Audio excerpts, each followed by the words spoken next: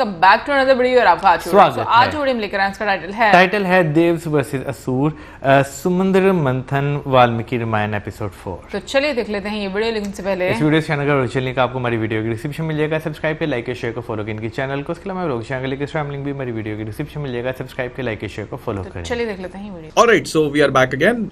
मैंने तुम्हारे पिछले वीडियो के कमेंट्स पढ़े and I am really glad कि बहुत सारे लोग इस वाली पूरी सीरीज को देखकर खुद वाल्मीकि जी की रामायण पढ़ना शुरू कर रहे हैं। आई am really glad for it. मुझे लगता है कि सबको कहीं ना कहीं थोड़ी बहुत रीडिंग करनी चाहिए। और यस, लेट्स स्टार्ट। तो लास्ट वाले वीडियो में हमने देखा कि विश्वामित्र के जो पिता थे और उनके पहले जो उनकी पूरी लिनिएज में जो भी कहानी चलती आ रही थी उसके बारे में हमको पता चला। जो विश्वामित्र हैं उन्होंने कहानी सुनाई। मैं काफी आगे तक पढ़ चुका हूं। आई नो कि उनकी कहानी यहीं पर खत्म नहीं होने वाली है। Will get to know more about him कि वो इतने ज्यादा महर्षि और इतने शक्तिशाली क्यों कहे जाते थे, उन्होंने ऐसा क्या किया, उनके साथ क्या क्या चीजें हुई हैं। सो उसके बारे में जब आएगा तब हम लोग बात करेंगे। फिलहाल के लिए तुम इतना समझ लो, अब ये कहानी पूरी हो चुकी है। यहाँ पर श्री राम को बताने के बाद ये लोग सोनभद्र, जो यहाँ पर लिखा हुआ है, शुभ जल से परिपूर्ण तथा अपने तटों से सुशोभित होने वाला सोनभद्र तो अतः जान पड़ता है। हम लोग किस मार्ग से चलकर इसे पार करेंगे? ये श्री राम जो है वो उनसे पूछ रहे हैं विश्वामित्र से कि हम इसको पार कैसे करेंगे। तो विश्वामित्र कहते हैं, जिस मार्ग से महर्षिगण सोनभद्र को पार करते हैं उसका मैंने पहले से ही निश्चय कर रखा है। वह मार्ग ये है, और वो अपने रास्ते से उनको आगे लेके जाते हैं। अब जब ये लोग गंगा के तट से निकल रहे थे तो श्री राम पूछते हैं कि गंगा जी की कहानी क्या है, कि कैसे वो नदी जो है वो पृथ्वी पर आई। तो उस कहानी को सुनाना शुरू करते हैं यहाँ पे विश्वामित्र। और ये एक्चुअली काफी इंटरेस्टिंग है। यहाँ पर पहले शिव जी और पार्वती जी की थोड़ी कहानी बताई है कि कार्तिकेय का जन्म कैसे हुआ और उनके साथ में क्या कुछ था। मैं तुमको बताता हूँ जो गंगा जी के पृथ्वी पर आने के पीछे का रीजन क्या था। वो है ना कि अस्थि विसर्जन करते हैं और कहते हैं कि जिसकी भी अस्थि गंगा में विसर्जित हो गई है वो अपने आप स्वर्ग पहुंच गए हैं। तो ऐसा क्यों है, ठीक है, उसके पीछे का ये जो कहानी बताई गई है ये समझो। तो बता दें कि पहले की बात है, अयोध्या में सगर नाम से प्रसिद्ध एक राजा राज्य करते थे। उनका कोई पुत्र नहीं था। अब जो राजा सगर थे, इनकी दो पत्नियां थी। पहली का नाम था केशिनी और दूसरी का नाम था सुमति। तो जो सुमति थी वह कश्यप की पुत्री तथा गरुड़ की बहन थी। गरुड़ तुम समझ गए ना कौन है, तो गरुड़ की बहन। और यहाँ से कनेक्शन एस्टैब्लिश्ड है पूरा। अब क्या हो रहा था कि जब राजा सगर को कोई भी पुत्र नहीं हो रहा था तो वो अपनी दोनों रानियों के साथ हिमालय पर्वत पे जाकर तपस्या करने लगे। उस तपस्या के बाद महर्षि भृगु ने उनको एक वरदान दिया। उन्होंने कहा कि तुम्हें बहुत से पुत्रों की प्राप्ति होगी, लेकिन तुम्हारी एक पत्नी जो है वो सिर्फ एक पुत्र को जन्म देगी और जो दूसरी पत्नी है वो 60 पुत्रों को जन्म देगी। अब ये उन्हें डिसाइड करना है कि कौन सी पत्नी 60 पुत्रों को जन्म देगी और कौन सी एक को। तो जो केशिनी थी उन्होंने कहा कि उन्हें एक पुत्र चाहिए। केशिनी ने राजा सगर के समीप वंश चलाने वाले एक ही पुत्र का वर ग्रहण किया। तब गरुड़ की बहन सुमति ने महान उत्साही और यशस्वी 60,000 पुत्रों को जन्म देने का वर प्राप्त किया। सो आई वॉज रॉन्ग, 60 नहीं 60,000। तो this is why I read, मतलब साथ में फ्लो में चलता जाता है कि पढ़ता भी जा रहा हूं मैं, तो कोई भी गलती होती तो वहीं करेक्शन हो जाता है। तो एक जो उनकी वाइफ थी उनको एक पुत्र होगा और जो दूसरी होगी उनको 60,000 पुत्र होंगे, ठीक है। तो बड़ी रानी केशिनी जो थी उन्होंने सगर के ओरस पुत्र असमंज को जन्म दिया। जो छोटी रानी सुमति ने तुम्बी के आकार का एक गर्भपिंड उत्पन्न किया। उसको फोड़ने से 60,000 बालक निकले। उन्हें घी से भरे हुए घोड़े में रखकर धाइयां उनका पालन पोषण करने लगी। धीरे धीरे जब बहुत दिन बीत गए तब वे सभी बालक युवावस्था प्राप्त कर गए, ठीक है। अब जो इनका सबसे बड़ा बेटा था असमंज, वो कहेंगे कि मतलब उसका आचरण ठीक नहीं था। मतलब मैं वर्ड यूज नहीं कर सकता यहाँ पर, वो सही नहीं होगा, लेकिन तुम ऐसे समझो, सगर का ज्येष्ठ पुत्र असमंज नगर के बालकों को पकड़कर सरयू के जल में फेंक देता था और जब वे डूबने लगते थे तब उनकी ओर देखकर हंसा करता था। So you pretty much get the idea, okay? इस प्रकार पापाचर में प्रवृत्त होकर जब वह सत्पुरुषों को पीड़ा देने और नगर निवासियों को अहित करने लगा, तब पिता ने उसे नगर से बाहर निकाल दिया। मतलब उसकी हरकतें कुछ ज्यादा ही बढ़ गई होंगी, जिस वजह से उसको राजा ने अपने सबसे बड़े पहले बेटे को नगर से ही बाहर कर दिया। तो he must have been something. अब जो असमंज था, मतलब उनका राजकुमार था, उसके पुत्र का नाम अंशुमन था, ठीक है। असमंज के पुत्र का नाम था अंशुमन। वह बड़ा ही पराक्रमी, सबसे मधुर वचन बोलने वाला तथा सब लोगों को प्रिय था। तो राजा जो थे उनका सबसे बड़ा बेटा ठीक नहीं था, उसको उन्होंने बाहर कर दिया। उसका बेटा अंशुमन जो हुआ वो बहुत अच्छा था, उसको सब पसंद करते थे। एंड ये चीज इसीलिए इंपॉर्टेंट है कि जो राजा सगर है ना, ये एक्चुअली में श्री राम के एंसेस्टर थे। ठीक है, ये श्री राम खुद कहते हैं मैं इस कथा को विस्तार से सुनना चाहता हूँ। मेरे पूर्वज महाराज सगर ने किस प्रकार यज्ञ किया था। तो राजा सगर जो होते हैं वो भी एक अश्वमेध यज्ञ करना चाहते हैं। अब अश्वमेध यज्ञ है तो इसमें अश्व की जरूरत पड़ती है। तो जिस अश्व को इस यज्ञ के लिए डिसाइड किया होता है, बेसिकली वो लोग घोड़े की बलि देते हैं। अब इसके लिए जिस घोड़े को चूज किया जाता है उस घोड़े को इंद्रदेव गायब कर लेते हैं। राजा सगर की आज्ञा से रघुवीय अश्व की रक्षा का भार महारथी अंशुमन ने स्वीकार किया था। अंशुमन जो है वो उनके सबसे बड़े बेटे के पुत्र थे, मतलब उनके पोते हो गए। परंतु पर्व के दिन यज्ञ में लगे हुए राजा सगर के यज्ञ संबंधी घोड़े को इंद्र ने राक्षस का रूप धारण करके चुरा लिया। अब जिस यज्ञ में घोड़े का इस्तेमाल होना है वहां पर घोड़ा ही नहीं है। तो जितने भी ऋषि वगैरह होते हैं जो यज्ञ को संपन्न करवाने वाले थे, वो राजा से कहते हैं कि आप घोड़े को ढूंढिए, नहीं तो ये बहुत बड़ा अशुभ चीज हो जाएगी। तो ये सुनकर राजा जो है वो अपने 60,000 पुत्रों को बोलते हैं कि ये काम करने वाला कोई भी नॉर्मल इंसान नहीं हो सकता। ये घोड़ा किसी देवकोटि के पुरुष ने चोरी किया होगा। अब तुम लोग जाकर के उसे ढूंढो। जब तक इस घोड़े का पता न लग जाए तब तक मेरी आज्ञा से इस पृथ्वी को खोदते रहो। ठीक है, तो राजा कहते हैं कि इस पूरी धरती का, पृथ्वी का चप्पा चप्पा छान मारो। जब तक तुम्हें एक घोड़ा नहीं मिलता तब तक वापस लौट के मत आना। नाउ यू मे थिंक कि राजा खुद ये काम क्यों नहीं कर रहे, तो उसका जवाब भी दिया हुआ है। वो कहते हैं मैं यज्ञ की दीक्षा ले चुका हूं, अतः स्वयं उसे ढूंढने के लिए नहीं जा सकता। And the thing to be noted here is कि राजा जो है वो खुद ढूंढने नहीं जा रहे हैं, लेकिन साथ में अंशुमन जो कि उस घोड़े का प्रोटेक्टर होना चाहिए था वो भी नहीं जा रहा है। वो राजा के साथ में ही बैठा हुआ है, उनका पोता। तो वो 60,000 जो उनके पूरे पुत्र होते हैं वो निकल पड़ते हैं और पृथ्वी को खोदना शुरू कर देते हैं। बहुत भयानक हालत हो जाती है। ऐसा बताया जाता है कि जितने भी मनुष्य होते हैं और भी जितनी भी बीइंग्स यहाँ पर एग्जिस्ट कर रही थी, उनका एग्जिस्टेंस खतरे में पड़ जाता है। तो ये क्या करते हैं, सारी पृथ्वी का चक्कर लगाने के बाद भी उस अश्व को ना देखकर उस महाबली पुरुष सिंह राजपुत्रों ने, वो जो 60,000 उनके बेटे थे, प्रत्येक के हिस्से में एक एक योजन भूमिका का बंटवारा किया और अपनी भुजाओं द्वारा उसे खोदना आरंभ किया। और ये करते करते उन्होंने 60,000 योजन की भूमि खोद डाली। मैंने पहले भी बताया 1 योजन इक्वल्स टू 10-15 किलोमीटर्स, तो तुम अपने हिसाब से लगा सकते हो कि उन्होंने कितनी खुदाई करी होगी। एंड इस पूरी चीज का इफेक्ट इतना ज्यादा डेवेस्टेटिंग था कि इस समय गंधर्वों, असुरों, नागों सहित संपूर्ण देवता मन ही मन घबरा उठे और ब्रह्मा जी के पास गए। उन्होंने ब्रह्मा जी से कहा, भगवान सागर के पुत्र इस सारी पृथ्वी को खोदे डालते हैं और बहुत से महात्माओं तथा जलचारी जीवों को वध कर रहे हैं। तो इस बात पे पता है ब्रह्मा जी क्या कहते हैं, this is like very interesting. ठीक है, देवगण, ये सारी पृथ्वी जिन भगवान वासुदेव की वस्तु है तथा जिन भगवान लक्ष्मीपति की ये रानी है, वे ही सर्वशक्तिमान भगवान श्री हरि कपिल मुनि का रूप धारण करके निरंतर इस पृथ्वी को धारण करते हैं। उनकी कोपाग्नि से ये सारे राजकुमार जलकर भस्म हो जाएंगे। Now if you don't understand this, मैं तुमको बताता हूं जितना मैं समझ पाया हूं।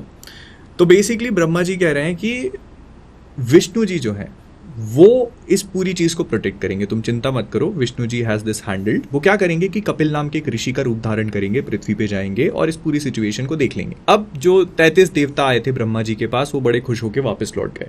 इधर हम लोग देखते हैं कि सारी पृथ्वी खोद कर तथा उसकी परिक्रमा करके वे सभी सगर पुत्र पिता के पास खाली हाथ लौट आए और बोले, हमने सारी पृथ्वी छान डाली, बड़े बड़े बलवान प्राणियों को मार डाला, फिर भी हमें ना तो कहीं घोड़ा दिखाई दिया और ना ही घोड़े को चुराने वाला। तो राजा सगर जो होते हैं वो कहते हैं कि कोई बात नहीं, फिर से जाओ और फिर से खोदो, जितने लोग आए सबको मारते जाओ। वो कहते हैं जाओ फिर से सारी पृथ्वी खोदो और इसे विदीर्ण करके घोड़े के चोर का पता लगाओ, एंड तब वापस लौटना जब तुम्हारा काम पूरा हो जाए। तो वो क्या करते हैं कि सारी दिशाओं में बट जाते हैं, एक एक दिशा में जाते हैं और वहां पर उनको कई सारे अलग अलग लोग मिलते हैं। जैसे एक जगह विरूपाक्ष मिलते हैं, इनका ऐसे बताया जाता है कि पर्वताकार दिग्गज ही दिखाई दिया जिनका नाम विरूपाक्ष था। तो ऐसे करके उनको काफी सारे मिलते हैं और इवेंचुअली वो पहुंच जाते हैं एक ऐसी जगह पे जहां पहुंचकर उनको भगवान कपिल दिखाई पड़ते हैं। Now I have told you कि कपिल कौन है। अब मजे की बात यह है कि राजा सगर के यज्ञ का वह घोड़ा भी भगवान कपिल के पास ही चल रहा था।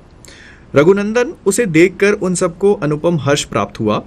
भगवान कपिल को अपने यज्ञ में विघ्न डालने वाला जानकर उनकी आंखों से क्रोध ला। तो ये लोग उनके पास जाते हैं, वो ऑलरेडी तपस्या कर रहे हैं। ठीक है, भगवान कपिल को अपने यज्ञ में विघ्न डालने वाला जानकर उनकी आंखें क्रोध से लाल हो गई। उन्होंने अपने हाथ में खंती, हल और नाना प्रकार के वृक्ष एवं पत्थरों के टुकड़े ले रखे थे। तो मतलब भगवान कपिल जो है वो अपना यज्ञ वगैरह कर रहे हैं। ये 60,000 पुत्र वहां पहुंचते हैं जिनको देखकर उनकी आंखें क्रोध से लाल हो जाती हैं, लेकिन वो 60,000 राजकुमार जो है दे डू नॉट अंडरस्टैंड। वो अपने हाथों हाथों में सारे वेपन्स पत्थर वगैरह उठा लेते हैं और उनके पीछे भागना शुरू करते हैं। वे अत्यंत रोष में भरकर उनकी ओर दौड़े और बोले, अरे खड़े रह, तू हमारे यज्ञ के घोड़े को चुरा के लाया है ना, दुर्बुद्धे, अब हम आ गए हैं, तू समझ ले हम महाराज सगर के पुत्र हैं। उनकी ये बात सुनकर भगवान कपिल को बड़ा रोष हुआ और उस रोष की अवस्था में उनके मुंह से एक हुंकार निकल पड़ी। उस हुंकार के साथ ही उन अनंत प्रभावशाली महात्मा कपिल ने उन सभी सगर पुत्रों को जलाकर राख कर दिया। So you understand what went down, right? मुझे इसको बहुत ज्यादा एक्सप्लेन करने की जरूरत नहीं है, ठीक है। अब पुत्रों को गए हुए काफी दिन बीत चुके थे, तो ऐसा जानकर राजा सगर ने अपने पौत्र, जो उनके पोते हैं, अंशुमन से इस प्रकार कहा, वत्स, तुम शूरवीर, विद्वान तथा अपने पूर्वज के तुल्य तेजस्वी हो। तुम भी अपने चाचाओं के पथ का अनुसरण करो और उस चोर का पता लगाओ। तो वो बेसिकली कहते हैं कि तुम अपने चाचा जो हैं, जो गए हुए हैं और उनको पता नहीं चल रहा कि इतने टाइम से कहां पर हैं, तो उन्हीं के पाथ पे जाओ और ढूंढ के लेके आओ। वो कहते हैं कि देखो, पृथ्वी के अंदर बहुत बड़े बड़े भयानक जीव भी हैं, अतः उनसे टक्कर लेने के लिए तुम तलवार और धनुष भी लेते जाओ। जो वंदनीय पुरुष हो उसे प्रणाम करना और जो तुम्हारे मार्ग में विघ्न डालने वाले हो उनको मार डालना। तो अपने दादाजी की ये बात सुनकर जो अंशुमन है वो अपने तलवार और अपना धनुष उठाते हैं और उनके चाचाओं ने जो पृथ्वी के अंदर रास्ता बनाया होता है, जो खुदाई करी होती है, उसको फॉलो करना शुरू कर देते हैं। अब वो एक एक करके जो भी प्राणी उनको रास्ते में मिलते हैं उनसे अपने चाचाओं का पता पूछने लगते हैं। जो भी उनको पता चलता है धीरे धीरे करके वो आगे बढ़ने लगते हैं। अंशुमन पैर बढ़ाता हुआ उस स्थान पर जा पहुंचा जहां उसके चाचा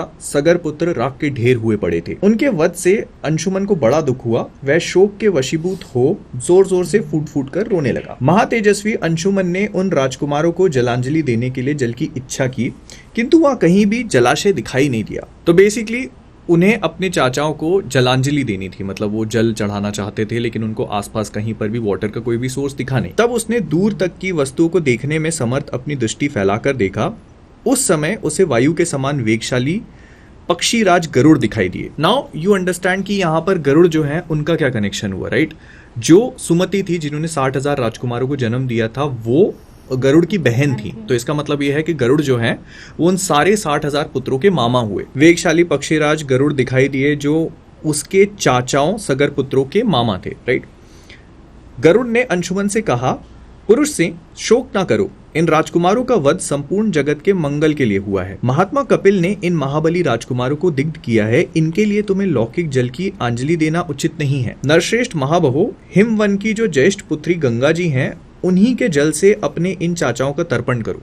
समझ गए? मतलब गंगा जल जो है उनका जल इन पे चढ़ाओ, और जैसे ही वो ये काम करेंगे तो गंगा जी जो है उसी समय उन सबको स्वर्गलोक में पहुंचा देंगी। और इसके अलावा वो कहते हैं कि अब तुम घोड़ा लेकर जाओ और अपने पितामह का यज्ञ पूर्ण करो। तो गरुड़ की ये बात सुनकर अत्यंत पराक्रमी अंशुमन जो है घोड़ा लेकर तुरंत लौट आते हैं। वो राजा के पास पहुंचकर उनको सारा समाचार बताते हैं, गरुड़ की बताई हुई बात भी सुनाते हैं। अंशुमन के मुख से भयंकर समाचार सुनकर राजा सगर ने कल्पोक्त नियम के अनुसार अपना यज्ञ विधिवत पूर्ण किया, मतलब उन्होंने अपना यज्ञ वगैरह किया। अब प्रॉब्लम ये थी कि वो गंगा जी को लेकर कैसे आए, मतलब पृथ्वी पे गंगा जी है नहीं, तो उनको लाना इज एक्सट्रीमली डिफिकल्ट, वो उनके लिए पॉसिबल नहीं है। उन्होंने गंगा जी ले आने के विषय में बहुत विचार किया, किंतु वे किसी भी निश्चय पर ना पहुंच सके। दीर्घ काल तक विचार करने पर भी उन्हें कोई निश्चित उपाय नहीं सूझा और 30,000 वर्षों तक राज्य करके वह स्वर्गलोक चले गए। अब जब राजा सगर की मृत्यु हो गई तो उनके पोते अंशुमन जो थे, क्योंकि अब वही बचे हुए थे, तो उनको राजा बना दिया। अंशुमन बड़े प्रतापी राजा हुए। उनके पुत्र का नाम दिलीप था, वह भी बहुत मान पुरुष थे। अंशुमन जो है फिर अपने पुत्र दिलीप को राज्य देकर हिमालय के पर्वत पे चले जाते हैं। वहां कई साल तपस्या करने के बाद उस तपोवन में जाकर 32,000 वर्षों तक तप किया। तपस्या के धन से संपन्न हुए उस नरेश ने वहां शरीर त्याग कर स्वर्गलोक प्राप्त कर लिया। तो बेसिकली अंशुमन जो है वो भी हिमालय पे गए, उन्होंने कई साल तपस्या करी, फिर उनकी भी मृत्यु हो गई। अब उनके पुत्र दिलीप जो है वो भी कॉन्स्टेंटली इसी चिंता में रहते थे कि वो गंगा जी को पृथ्वी पर लेके कैसे आएंगे। वे सदा इसी चिंता में डूबे रहते थे कि किस प्रकार पृथ्वी पर गंगा जी का उतरना संभव होगा, कैसे गंगा जल द्वारा उन्हें जलांजलि दी जाएगी और किस प्रकार मैं अपने उन पितरों का उद्धार कर सकूंगा। अब दिलीप जो है वो भी इसी चिंता में लगे रहे, फिर उनकी भी मृत्यु हो गई। उनके जो पुत्र थे उनका नाम था भगीरथ। तो भगीरथ जो है उनकी कोई संतान नहीं थी। वह संतान प्राप्ति की इच्छा रखते थे, तो भी प्रजा और राज्य की रक्षा का भार मंत्रियों पर रखकर गंगा जी को पृथ्वी पर उतारने के प्रयत्न में लग गए और बड़ी भारी तपस्या करने लगे। अब वो दोनों अपनी भुजाएं हवा में उठाकर कई सालों तक तपस्या करते रहे। इस पूरी चीज को 1000 साल बीत गए। फिर ब्रह्मा जी आए। ब्रह्मा जी ने कहा कि कोई वर मांगो, तो उन्होंने कहा कि मैं अपने पूर्वजों को जल अंजलि देना चाहता हूं ताकि उनको स्वर्ग मिले। और इसीलिए वो चाहते हैं कि पृथ्वी पे गंगा जी आ जाए। तो ब्रह्मा जी कहते हैं कि हाँ ठीक है, बस एक छोटी सी प्रॉब्लम है कि जब गंगा जो है वो स्वर्ग से नीचे गिरेंगी तो उनका भार इतना ज़्यादा होगा, उसकी फोर्स, उसका इम्पैक्ट इतना ज़्यादा होगा कि पूरी पृथ्वी खत्म हो सकती है। तो इस चीज़ को कंटेन करने के लिए, मतलब उनके इम्पैक्ट को कम करने के लिए या उनके इम्पैक्ट को कंट्रोल करने के लिए शिव जी की जरूरत पड़ेगी, क्योंकि वही ये काम कर सकते हैं। ये है हिमालय की ज्येष्ठ पुत्री हेमवती गंगा जी। इनको धारण करने के लिए भगवान शंकर को तैयार करो। गंगा जी के गिरने का वेग यह पृथ्वी नहीं सह सकेगी। मैं त्रिशूलधारी भगवान शंकर के सिवा और किसी को ऐसा नहीं देखता जो इन्हें धारण कर सके। तो अब भगीरथ जो है वो फिर से तपस्या में लग गए, क्योंकि अब उन्हें शिव जी को प्रसन्न करना है। ब्रह्मा जी के चले जाने पर राजा भगीरथ पृथ्वी पर केवल अंगूठे के अग्रभाग को टिकाए खड़े हुए 1 वर्ष तक भगवान शंकर की उपासना में लगे रहे। तो शिव जी हैं वो आसानी से प्रसन्न हो जाते हैं। तो ब्रह्मा जी ने 1000 साल लिए, शिव जी 1 साल में प्रसन्न हो गए। That is Bholenath for you. तो उन्होंने उनके सामने प्रकट होकर कहा, मैं तुमसे बहुत प्रसन्न हूँ, तुम्हारा प्रिय कार्य अवश्य करूंगा। मैं गिरिराज कुमारी गंगा देवी को अपने मस्तक पर धारण करूंगा। शंकर जी की स्वीकृति मिल जाने पर हिमालय की ज्येष्ठ पुत्री गंगा जी, जिनके चरणों में सारा संसार मस्तक झुकाता है, बहुत बड़ा रूप धारण करके अपने वेग को दुस्साह बनाकर आकाश से भगवान शंकर के शोभामान मस्तक पर गिरी। अब गंगा जी जो है, जब वो स्वर्ग से पृथ्वी पर गिर रही थी, उन्होंने देखा कि शंकर जी खड़े हैं, तो उन्होंने सोचा कि मैं इतनी ताकत से गिरूंगी कि शिव जी को भी पाताल में घुसा दूंगी। गंगा देवी ने यह सोचा कि मैं अपने प्रखर प्रवाह के साथ शंकर जी को लिए दिए पाताल में घुस जाऊंगी, लेकिन शिव जी को सब पता था। उन्होंने क्या किया, उनके इस अहंकार को जानकर त्रिनेत्रधारी भगवान हर कुपित हो उठे और उन्होंने उस समय गंगा को अदृश्य कर देने का विचार किया। गंगा भगवान रुद्र के पवित्र मस्तक पर गिरी। उनका वह मस्तक जटा मंडली रूपी गुफाओं से सुशोभित हिमालय के समान जान पड़ता था। बेसिकली उनकी जो जटाएं थी वो इतनी ज्यादा वास्ट थी कि मतलब तुम ये समझ लो कि it felt like something very infinite. उस पर गिरकर विशेष प्रयत्न करने पर भी किसी तरह वे पृथ्वी पर ना जा सकी। मतलब गंगा जी जो है वो स्वर्ग से गिरी, शिव जी की जटाओं में गई और कितनी भी कोशिश करने के बाद उनकी जटाओं में ही खो गई। अब ये चीज भगीरथ ने देख ली। उन्होंने कहा कि गंगा जो है वो तो अदृश्य हो गई है, मैंने पृथ्वी पे उनको लाने की चेष्टा करी, वो आ ही नहीं पा रही है। तो वो एक बार फिर से तपस्या में लग गए। उन्होंने भगवान शिव को बहुत संतुष्ट कर लिया। तब महादेव जी ने गंगा जी को बिंदु सरोवर में ले जाकर छोड़ दिया। वहां छूटते ही उनकी 7 धाराएं हो गई। तो इसमें से 6 धाराएं जो थी, मतलब उनकी ट्रिब्यूटरीज जो थी, वो तो अलग अलग दिशाओं में चली गई। एक जो 7वीं धारा थी वो भगीरथ को फॉलो करना स्टार्ट करती है। भगीरथ जो है वो अपने रथ पे बैठते हैं और गंगा जो है उनको फॉलो करती जाती है। जो 7वीं धारा थी वह महाराज भगीरथ के रथ के पीछे पीछे चलने लगी। इस प्रकार वह आकाश से भगवान शंकर के मस्तक पर और वहां से पृथ्वी पर आई थी। अब जहां जहां से उनका रथ निकलता जा रहा है वहां वहां गंगा जी आती जा रही हैं और गंगा जी के साथ में एक पूरा इकोसिस्टम बनता जा रहा है। उसमें मछलियां आ रही हैं, कछुए आ रहे हैं, जानवर आ रहे हैं और आसपास रहने वाले जितने भी बड़े बड़े ऋषि महर्षि हैं वो सब इस चीज को विटनेस कर रहे हैं। उनको समझ में आ रहा है कि कुछ बहुत ही पवित्र हो रहा है। शिव जी के फोरहेड से गंगा जी निकल रही हैं, तो वो सब उसमें स्नान करना शुरू कर जाते हैं पवित्र होने के लिए। उस समय भूतल निवासी ऋषि और गंधर्व यह सोचकर कि भगवान शंकर के मस्तक से गिरा हुआ वह जल बहुत पवित्र है, उसमें आचमन करने लगे। तो ये सब कुछ होने के बाद जो गंगा जी हैं वो समुद्र में जाके मिल जाती हैं और फिर जो अंशुमन होते हैं वो अपने पूरे पूर्वजों की अस्थि का विसर्जन करते हैं और उनको स्वर्गलोक पहुंचा देते हैं। So this was basically the entire idea कि गंगा जी जो है वो पृथ्वी पर कैसे आई। और जो हम लोग कहते हैं ना कि अपने पूर्वजों को अगर गंगा जी में हम लोग अस्थि विसर्जन करते हैं तो वो क्यों पवित्र होता है और उससे उनको मोक्ष की या स्वर्ग की प्राप्ति क्यों होती है। So this was the entire idea behind it. अब ये सब कुछ हो जाने के बाद श्री राम विश्वामित्र जो है ये वहीं पर रात बिताते हैं, फिर जंगल से निकलते हैं और विशाला नाम की एक जगह पे पहुंचते हैं। विशाला जो है वो मॉडर्न डे बिहार में एग्जिस्ट करता है, शायद उसको वैशाली कहा जाता है। तो श्री राम पूछते हैं कि इस जगह के पीछे की कहानी क्या है, ये क्या हुआ, कैसे हुआ, क्यों नाम पड़ा। तो विश्वामित्र उनको एक और कहानी सुनाना शुरू करते हैं। This is pretty interesting. अब हम लोग सब लोग जानते हैं इसके बारे में, बट स्टिल मैंने जब इसको पढ़ा I had a lot of fun. So I hope you guys enjoy too. तो पहले के समय में क्या था कि ऋषि कश्यप जो थे उनकी 3 पत्नियां थी। पहली का नाम था अदिति, दूसरी जो थी वो दिति थी और तीसरी दनु थी। अदिति जो थी उन्होंने देवों को जन्म दिया, जो इंद्रदेव हैं, वरुण देव हैं, वायु देव हैं, बेसिकली जितने भी देवों के नाम तुम सुनते हो उनका जन्म हुआ अदिति से। फिर जो दिति है उन्होंने दैत्यों को जन्म दिया और दनु जो थी उन्होंने दानवों को जन्म दिया। दैत्य और दानवों में थोड़ा सा फर्क है, मैं बताता हूं तुमको। पहले सतयुग में दिति के पुत्र दैत्य बड़े बलवान थे और अदिति के परम धर्मात्मा पुत्र देवता भी बड़े शक्तिशाली थे।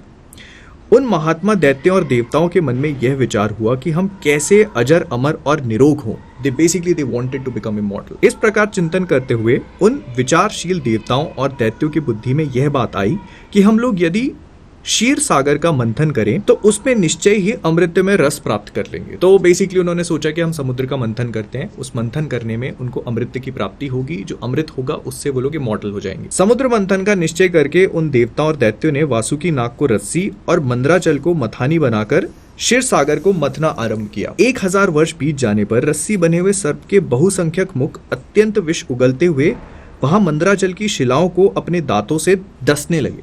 ठीक है, मतलब वो जो पहाड़ की जो शिलाएं थी उनको वो सांप के कई सारे मुंह थे, तो वो डसना शुरू कर दिया। उस समय वहां अग्नि के समान दाहक हलाहल नाम का महाभयंकर विष ऊपर को उठा। तो मतलब वो जो पूरा समुद्र मंथन हो रहा था उसके 1000 साल बीतने के बाद जो वो सांप के कई सारे मुंह थे वो उस पहाड़ की शिला को डसने लगे, जिस वजह से हलाहल नाम का बहुत भयंकर जहर निकलना शुरू हुआ। देवता, असुर, मनुष्य सहित संपूर्ण जगत को दग्ध करना आरंभ कर दिया। उस पूरे विष की वजह से ऐसा हो गया।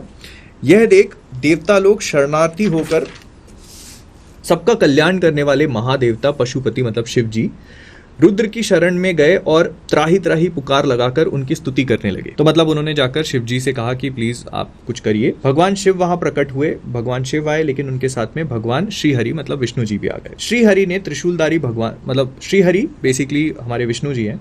श्रीहरि ने त्रिशूलधारी भगवान रुद्र से मुस्कुराकर कहा, सुरश्रेष्ठ, देवताओं के समुद्र मंथन करने पर जो वस्तु सबसे पहले प्राप्त हुई है वह आपका भाग है, क्योंकि आप सब देवताओं में अग्रणय हैं, मतलब सबसे आगे हैं। प्रभु, अग्र पूजा के रूप में प्राप्त हुए इस विष को आप यहीं खड़े होकर ग्रहण कीजिए। तो बेसिकली विष्णु जी जो है वो शिव जी से कहते हैं कि जो विष निकला है ये सबसे पहली चीज है जो निकली है, और क्योंकि आप सबसे पहले आते हैं देवताओं में तो आप इसे ग्रहण कीजिए। भगवान विष्णु की बात सुनकर देवेश्वर भगवान रुद्र ने उस घोर हलाहल विष को अमृत के समान मानकर अपने कंठ में धारण कर लिया तथा देवताओं को विदा करके वे अपने स्थान को चले गए। तो वो नीलकंठ वाली जो पूरी चीज है तुमको पता है कि वो कैसे आई। तत्पश्चात देवता और असुर सब मिलकर क्षीर सागर का मंथन करने लगे। उस समय मथानी बना हुआ उत्तम पर्वत मंदर पाताल में घुस गया। मतलब जो पत्थर जो माउंटेन था वो धीरे धीरे पाताल में जाने लगा। अब ये देखकर जितने भी देवता थे वो भगवान विष्णु की स्तुति करने लगे। महाबाहो, आप ही संपूर्ण प्राणियों की गति हैं, देवताओं का अवलंबन तो आप ही हैं, आप हमारी रक्षा करें और इस पर्वत को उठाएं। तो ये सुनकर जो भगवान विष्णु थे उन्होंने कच्छप मतलब कछुए का रूप धारण किया और उस पर्वत को अपनी पीठ पर रखकर वे श्रीहरि वहीं समुद्र के भीतर सो गए।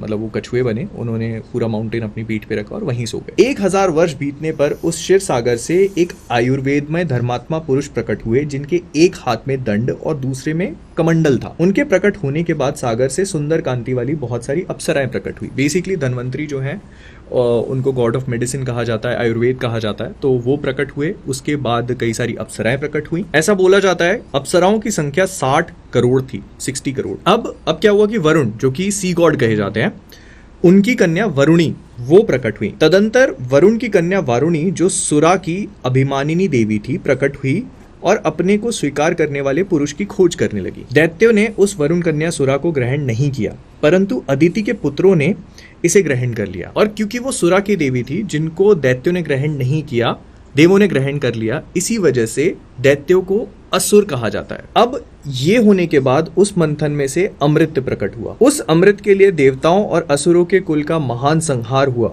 अदिति के पुत्र दिति के पुत्रों के साथ युद्ध करने लगे। समस्त असुर राक्षसों के साथ मिलकर एक हो गए। देवताओं के साथ उनका महाघोर संग्राम होने लगा जो तीनों लोगों को मुंह में डालने वाला था। और जब ये सब चल ही रहा था तब महाबली भगवान विष्णु ने मोहिनी माया का आश्रय लेकर तुरंत ही अमृत का अपहरण कर लिया। जो दैत्य बलपूर्वक अमृत छीन लेने के लिए अविनाशी पुरुषोत्तम भगवान विष्णु के सामने गए, उन्हें प्रभावशाली भगवान विष्णु ने उस समय युद्ध में पीस डाला। मतलब जो उनसे उस समय लड़ने के लिए आए उनको भी निपटा दिया। देवताओं और दैत्यों के उस घोर महायुद्ध में अदिति के वीर पुत्रों ने दिति के पुत्रों का विशेष संहार किया, मतलब बहुत सारे मार दिए। दैत्यों का वध करने के पश्चात त्रिलोकी का राज्य पाकर देवराज इंद्र बड़े प्रसन्न हुए और ऋषियों तथा चरणों सहित समस्त लोगों का शासन करने लगे। पुत्रों के मर जाने पर दिति को बड़ा दुख हुआ। वे अपने पति कश्यप के पास जाकर बोली, आपके महाबली पुत्र देवताओं ने मेरे पुत्र को मार डाला है, अतः मैं दीर्घ काल की तपस्या उपार्जित करके ऐसा पुत्र चाहती हूँ जो इंद्र का वध करने में समर्थ हो। आप इसके लिए मुझे आज्ञा दें और मेरे गर्भ में एक ऐसा पुत्र प्रदान करें जो सब कुछ करने में समर्थ तथा इंद्र का वध करने वाला हो। ये सुनकर जो ऋषि कश्यप थे उन्होंने कहा ऐसा ही हो, तुम ऐसे पुत्र को जन्म दोगी जो युद्ध में इंद्र को मार सके। मतलब ऋषि कश्यप कहते हैं कि हाँ ठीक है ऐसा हो जाएगा, लेकिन उसकी एक कंडीशन है, यदि पूरे 1 सहस्त्र वर्ष तक पवित्रता पूर्वक रह सकोगी तो तुम मुझसे त्रिलोकीनाथ इंद्र का वध करने में समर्थ पुत्र प्राप्त कर लोगी। मतलब अगर वो 1 साल तक पूरी पवित्रता के साथ रह लेंगी तो उनको वैसा पुत्र प्राप्त हो जाएगा। तो कश्यप ऋषि जो थे वो ऐसा बोल के चले गए। उनके बाद जो दिति थी वो कठोर तपस्या में लग गई। अब इस तपस्या के दौरान जो इंद्रदेव हैं वो उनकी सेवा करने के लिए वहां पर आए। इंद्र अपनी मौसी दिति के लिए अग्नि, कुशा, काष्ठ, जल, फल तथा मूल अभिलाषित वस्तुओं को ला कर देते थे। ठीक है, वो बेसिकली उनकी सेवा कर रहे थे, उनके पैर दबाकर उनकी थकावट मिटाते थे तथा ऐसी ही अन्य आवश्यक सेवाओं द्वारा हर समय दिति का परिचर्या करते थे। मतलब वो बेसिकली समझ गए तुम आइडिया क्या है। जब सहस्त्र वर्ष मतलब 1000 साल पूरे होने में कुल 10 वर्ष बाकी रह गए थे, तब दिति ने अत्यंत हर्ष में भरकर इंद्र से कहा, मेरी तपस्या में केवल 10 वर्ष और शेष रह गए हैं। 10 वर्ष बाद तुम अपने होने वाले भाई को देख सकोगे। बेटा, मैंने तुम्हारे विनाश के लिए जिस पुत्र की याचना की थी वह जब तुम्हें जीतने के लिए उत्सुक होगा उस समय मैं उसे शांत कर दूंगी। बेसिकली शी अंडरस्टूड, इतने सालों में उनका भी हृदय परिवर्तन हो गया एंड शी वाज लाइक ठीक है, अब जब वो पैदा होगा उसका जन्म तो तुम्हारा विनाश करने के लिए ही हुआ है, लेकिन जब वो ऐसा करने लगेगा तो मैं उसको शांत कर दूंगी। फिर तुम उसके साथ रहकर उसी के द्वारा की हुई त्रिभुवन विजय का सुख निश्चिंत होकर भोगना। ऐसा कहकर दिति नींद से अचेत हो गई। उस समय सूर्यदेव आकाश के मध्य भाग में आए थे। मतलब दोपहर हो रही थी और सनसेट होने वाला था, वो थक भी गई थी तो उनको थोड़ी नींद आने लगी। दोपहर का समय हो गया था। दिति को आसन पर बैठी बैठी झपकी लगने लगी, सिर झुक गया और केश पैरों से जा लगे। इस प्रकार निंद्रावस्था में उन्होंने पैरों को सिर से लगा लिया, जिस वजह से अपवित्र हो गई। उनकी एक ही कंडीशन थी कि 1000 साल तक उनको पवित्रता का पालन करना है एंड शी फेल्ड। उन्होंने अपने केशों को पैरों पर डाल रखा था, सिर को टिकाने के लिए दोनों पैरों का ही आधार बना लिया था। यह देख दिति को अपवित्र हुई जान इंद्र हंसे और बड़े प्रसन्न हुए। और ये देखने के बाद उनको समझ में आ गया कि अब ये अपवित्र हो गई and that is my chance. फिर सतत सावधान रहने वाले इंद्र माता दिति के उदर में मतलब उनके गर्भ में प्रविष्ट हो गए और उसमें स्थित हुए गर्भ के उन्होंने 7 टुकड़े कर डाले। मतलब वो बेसिकली उनके वूम में गए, वहां पर उन्होंने उस पूरे फीटस जो भी उनका पुत्र होना था उसके 7 टुकड़े कर दिए। जब वो ये 7 टुकड़े कर रहे थे तो वो जोर जोर से रोने लगा। इससे दिति की निंद्रा टूट गई, वह जागकर उठ बैठी। तब इंद्र ने उसे रोते हुए गर्भ से कहा, भाई मत रो मत रो। परंतु महातेजस्वी इंद्र ने रोते रहने पर भी उस गर्भ के टुकड़े कर ही डाले। ये देखकर दिति ने कहा, इंद्र मेरे बच्चे को ना मारो, मेरे बच्चे को ना मारो। माता के वचन का गौरव मानकर इंद्र सहसा उदर से बाहर निकला है। मतलब उनकी बात सुनने के बाद इंद्र बाहर निकल के आए और इंद्र ने हाथ जोड़कर दिति से कहा, देवी तुम्हारे सिर के बाल पैरों से लगे थे, इस प्रकार तुम अपवित्र अवस्था में सोई थी। यह छिंद्र पाकर मैंने इस इंद्रहंता बालक के 7 टुकड़े कर डाले हैं, इसलिए माँ तुम मेरे इस अपराध को क्षमा करो। तो ये सुनकर दिति जो है वो कहती है कि आपको क्षमा मांगने की जरूरत नहीं है, मेरे ही इस अपराध से इस गर्भ के 7 टुकड़े हुए हैं, इसमें तुम्हारा कोई दोष नहीं है। जैसे भी उसका परिणाम तुम्हारे और मेरे लिए सुखद हो जाए वैसा उपाय करना चाहती हूँ। तो वो बेसिकली कहती हैं कि जो ये सब कुछ हुआ है ये मेरी ही गलती से हुआ है, इसमें आपको क्षमा मांगने की जरूरत नहीं है।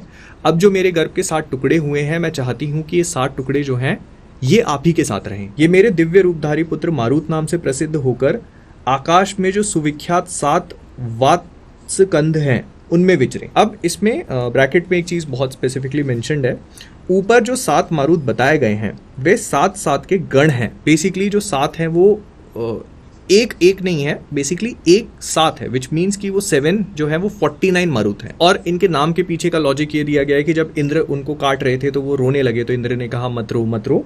तो तुमने जो माँ रुद्र कहकर उन्हें रोने से मना किया था उसी माँ रुद्र इस वाक्य से ये सब के सब मारुत कहलाएंगे। और फिर इंद्र जी कहते हैं कि माँ तुम्हारा कल्याण हो, तुमने जैसा कहा है वैसा ही होगा, इसमें संशय नहीं है, तुम्हारे ये पुत्र देव रूप होकर विचरेंगे। तो जो इंद्रदेव के साथ में उनके मारुत रहते हैं, जो उनके सेलेस्टियल डीटीज कही जाती हैं, 49 मारुत होते हैं, तो वो उनका जन्म कैसे हुआ, ये सारी चीजें कैसे कनेक्टेड हैं समुद्र मंथन से, और मतलब एक चीज दूसरे से कनेक्टेड है, दूसरी तीसरी से कनेक्टेड है, इट ऑल मेक सेंस। जैसे जैसे तुम पढ़ते जाते हो तुमको समझ में आता है कि अच्छा तो ये कहानी हमको इसीलिए बताई गई थी, ये कहानी हमको इसीलिए बताई गई थी। वो जो इससे पहले हमने गंगा जी वाली जो पूरी कहानी देखी थी, भगीरथ वाली और सगर वाली, तो अगर तुम अभी तक नहीं समझ पाए हो तो सगर जो हैं वो बेसिकली श्री राम के एंसेस्टर हैं, भगीरथ जो हैं वो भी उन्हीं के एंसेस्टर हैं, जिसका मतलब ये है कि जो इस पृथ्वी पे गंगा आई है उसके पीछे भी श्री राम की लिनिएज, उनके एंसेस्टर्स रिस्पॉन्सिबल हैं।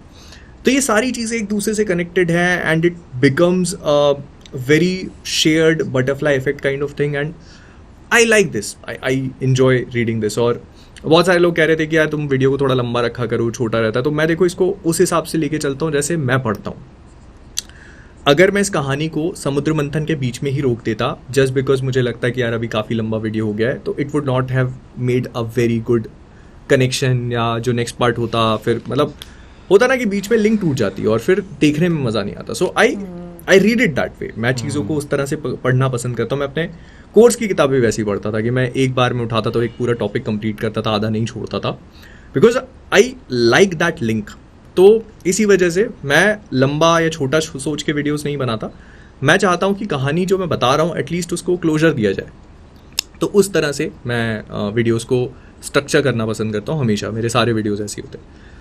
तो मुझे नहीं पता है कितना लंबा होगा कितना छोटा होगा, बस हाँ ये है कि हमने एक सिग्निफिकेंट चंक इस पूरी स्टोरी का कवर कर लिया है और आगे और भी इंटरेस्टिंग होगा। नेक्स्ट वाले में हम लोग विश्वामित्र जो हैं उनकी कहानी जानेंगे। So yeah I guess I see you guys in the next one. Bye bye. मुझे भी काफ़ी इंटरेस्टिंग लग रहे हैं ये एपिसोड्स देखकर, क्योंकि अगर हम भगीरथ के बारे में बात करें तो बिल्कुल जब रामायण देखते हैं तो उसमें उनका जिक्र जो है वो किया जाता है, और जो विश्वामित्र जी हैं वो बताते भी हैं राम जी को गंगा तट पर बैठकर भी पूरे उनके एंसेस्टर्स के बारे में, किस तरीके गंगा जी जो है वो इस पृथ्वी पर आई। लेकिन एक चीज़ मुझे बड़ी इंटरेस्टिंग लगती है कि देखो जब पढ़ते हैं ना तो उसमें बहुत सारी और चीज़ें आपको बताई जाती हैं, क्योंकि ऑब्वियसली चीज़ें बहुत डिटेल में, जैसे हमें ये भी पता है कि गंगा जी शिव जी की जटाओं से आती हैं, ठीक है ना, के मस्तक से उनके आई। लेकिन मैंने एक चीज़ देखी है जो मैं अब थोड़ा समझने की कोशिश भी करती हूँ कि पहले मुझे समझ नहीं आती थी कि देव असुर इन सब बीच में जो चीज़ें होती हैं, या हम लोग इंद्र की बात करते हैं, इंद्र एक बहुत इंपॉर्टेंट पोजीशन है। और मैं हमेशा ये देखती थी, मतलब बहुत सारी हम लोगों ने जैसे रामायण में भी देखा है कि जैसे अप्सराएं भेज देना, किसी ऋषि की जो तपस्या को भंग कर देना, तो मुझे समझ नहीं आती थी कि ऐसा क्यों करते हैं। लेकिन धीरे धीरे जो मुझे समझ आना शुरू हुई ना कि उस मुकाम तक ना आ जाए, एग्जैक्टली कि वो उस मुकाम तक ना आ जाए, कि वो उनकी पोस्ट को ले ले, तो कहीं ना कहीं पर एक पावर जो है वो आपको नजर आती है कि वो उसका एक जो रोल है वो चीज़ आपको देखने को मिलती है। फिर उसके बाद अगर हम लोग जैसे पावर की बात करें, अब गंगा जी का जैसे बीच में जिक्र किया गया कि वो किस तरीके से इस चीज़ को लेती हैं कि वो मतलब शिव जी को जो है मतलब वो अपने आप को इतना पावरफुल समझ रही हैं कि वो शिव जी को जो है वो मतलब धंसा देंगी अपनी पावर के साथ वहां तक। लेकिन फिर शिव जी को तो सब कुछ पता होता है, तो वो किस तरीके से उस चीज को लेकर चलते हैं। और मैं ये बात सोची कि मुझे यहाँ तक लगता था कि इस दुनिया में चीजें ऐसी थी, बट जो बहुत पहले से पता नहीं कब से, जिस टाइम को हम जानते नहीं जानते, चीजें तो हमेशा से ऐसे ही चलती हुई। अच्छा, वैसे शिव जी की जो सॉरी गंगा जी की मैं यहाँ पे बात सबसे पहले करूंगा कि भाई वो यानी कि उन्हें धरती तक लाने में जो है वो ऑलमोस्ट आपकी 2 जनरेशंस जो हैं, वो तीसरी जनरेशन लेकर आई ना। हाँ, 2 गुजर गई ना। ओके, तीन जनरेशन, तीसरी जनरेशन जो है वो लेकर आई, और उन्होंने पहले तपस्या की, और जिस तरह वो सोचा उन्होंने धरती पर आएंगी कि शिव जी को ही वो धसा देंगी, लेकिन वो उनकी जटाओं में जो है वो फंस गई। ठीक है, फिर उसके बाद जो है दोबारा से भगीरथ ने जो है वो तपस्या की ताकि जो है ना अपने प्रसन्न करने के लिए, ताकि अपने पूर्वज जो हैं उनकी जो है वो अस्थियां जो बहा सकें। लेकिन वहां पे भी देखें कितनी एक इंटरेस्टिंग चीज मुझे लगी कि भाई वो मुख्तलिफ धाराओं में तो बह गई, लेकिन एक धारा जो उनके पूर्वज की तरफ जानी थी वो भागीरथ खुद लेकर गई है, वो मतलब उनके पीछे पीछे जो है वो चली है। तपस्या जो है उसका फल मिला ना। फिर तुम ये देखो उसके साथ साथ आपको समंदर के जितने भी स्पीशीज हैं वो सारी साथ साथ चलती हुई नजर आ रही है। अच्छा, वैसे एक और चीज जो मुझे ना क्योंकि इतनी सारी वीडियोस देखी हैं तो मैं अंडरस्टैंड कर रही हूँ, पता नहीं सही कर रही हूँ गलत कर रही हूँ, आप कमेंट सेक्शन में बताइए। क्योंकि बीच में समंदर का जिक्र हुआ, उनके देव जो देव हैं उनका जिक्र हुआ, तो जैसे हम लोग ये चीज़ मैं कहूँगी कि साउथ इंडियन मूवीज देखकर एक आइडिया हुआ कि हर जगह का ना कि एक देवी देवता होते हैं, कुल होते हैं जहाँ पर उस वहाँ के लोग उनको मानते हैं और वो प्रोटेक्शन करती है वहाँ की। तो मैं ये सोचती हूँ फिर इसका मतलब है कि समंदर में भी ऐसा ही होता होगा, क्योंकि समंदर भी इतना विशाल है, तो उसको प्रोटेक्ट करने के लिए भी क्या फिर डिफरेंट देवी देवता होते होंगे, ये क्या होता होगा? ये मैं मतलब आप लोगों से प्रश्न कर रही हूँ कि प्रश्न ही होता है ना, हाँ, आपने उत्तर देना है। हाँ। तो आप लोग ये कमेंट सेक्शन में जरूर बताइए। ये आज की वीडियो देखते देखते मेरे दिमाग में ये मतलब मैं बात आई और मैं पूछना चाह रही थी। सो वाकई में जब आप मतलब पूरी आप कह लो कि एक कथा सुनते हो तो आपको बड़ा ना नॉलेज मिलता है और आपके जहन में बहुत सारी चीजें जो है वो चल रही होती हैं, क्वेश्चंस आते हैं, तो मजा तो नो डाउट आ रहा है। रामायण को देखने का भी मजा आ रहा है और रामायण को सुनने का भी मजा आ रहा है, क्योंकि रामायण जब हम देख रहे हैं उसमें ऑब्वियसली बहुत सारी ऐसी चीजें नहीं है जो कि रामायण को सुनने में हम लोग जान पा रहे हैं, क्योंकि इसमें कनेक्शन इतना ज्यादा हर चीज का है ना कि लाइक डिटेल और पता नहीं कहाँ से कनेक्शन निकल कर आता है। एंड ऑनेस्टली बहुत सारी चीजों के बारे में अगर मैं बात करूँ ना तो सुन तो मैं रही हूँ, लेकिन जब आप उनको बार बार रिपीट मोड पर सुनते हो ना उन स्टोरीज को, तो फिर आपको ज्यादा अच्छे से याद रहती हैं ये चीज। अभी देखिए जैसे मैंने भगीरथ वाला जो था वो हम लोगों को याद आया क्योंकि हम लोगों ने देखा हुआ था। कमेंट सेक्शन में आप जरूर बताइएगा आपको कैसा लगे। Next time subscribe.